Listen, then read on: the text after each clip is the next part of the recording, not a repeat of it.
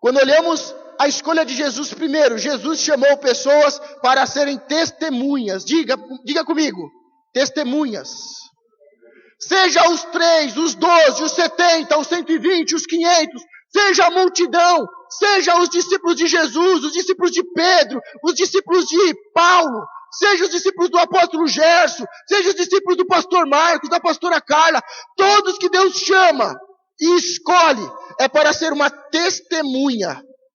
Mesmo os menos afamados, dentre eles podem ter sido mais úteis como testemunhas daquele a quem estavam acompanhando desde o início.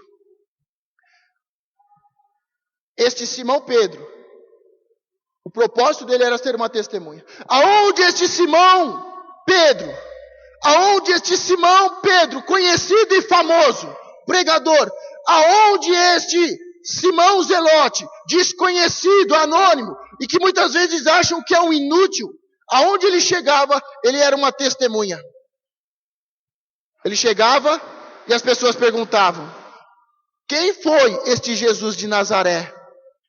Ele foi o enviado. Ele morreu na cruz para levar os pecados.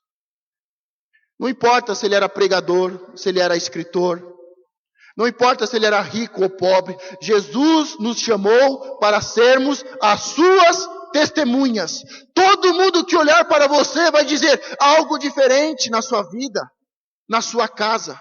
E você, como escolhido e testemunha, vai dizer: é porque eu sirvo ao Senhor.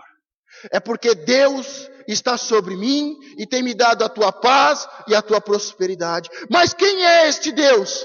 Este Deus é o Jesus Cristo que desceu à terra e morreu na cruz para me salvar e para te salvar. Diga: Deus me chamou para ser uma testemunha. Então este Simão Pedro e este Simão Zelote eram testemunhas, independente dos seus ministérios e dons. Todos eles eram testemunhas. A segunda é que, quando olhamos para a equipe de Jesus, de 12 pessoas, e vemos 3 pessoas eminentes, em destaque, é um bom resultado. Imagine de um grupo pequeno, de 12 pessoas, e nós encontramos 3 pessoas, Pedro, Tiago e João, Mateus, encontramos 3, que são muito grandes. É um resultado muito bom para uma equipe. Então, quando olhamos a equipe, vemos que eles são testemunhas. E vemos que o trabalho de Jesus deu um resultado muito bom e até acima da média. E o último, diga: Cristo é o centro. Devemos lembrar que sabemos muito pouco sobre qualquer um dos apóstolos. Você sabe como é que foi a infância de Pedro? De Simão Pedro? Você sabe como é que foi a sua infância? Nós sabemos todos os detalhes da vida dele. Depois que Jesus subiu, se nós pegarmos o evangelho, os 4 evangelhos aqui, não dá 100 páginas. Sabemos muito pouco, tanto de Simão Pedro, quanto de Simão Zelote. Mas por que isso? Porque Cristo é o centro. Devemos lembrar que sabemos muito pouco sobre qualquer um dos apóstolos, seja o mais conhecido ou o anônimo. Eles olharam tão fixamente para o sol da justiça e para o seu resplendor, que perderam de vista as estrelas auxiliares. Faz pouquíssima diferença saber quais dentre eles eram estrelas de primeira grandeza, de segunda ou de terceira grandeza. Não importava quem era o maior e quem era o menor. O que importa é que Jesus é o centro. É Jesus que deve ser conhecido e não Pedro. É Jesus que deve ser falado e pregado e não Pedro.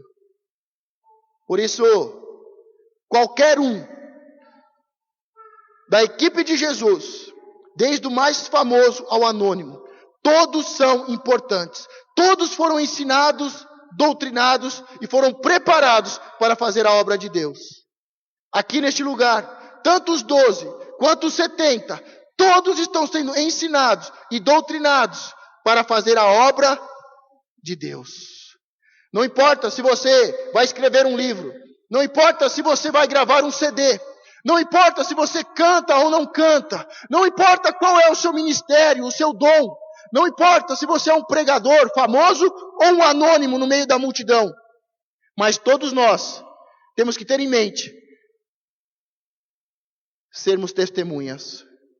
E que o trabalho de Cristo não foi em vão e nunca vai ser.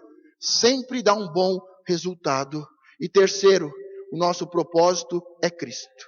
Pode ser que você esteja aqui há mais de um ano e meio, e você não sabe quase nada sobre a minha vida.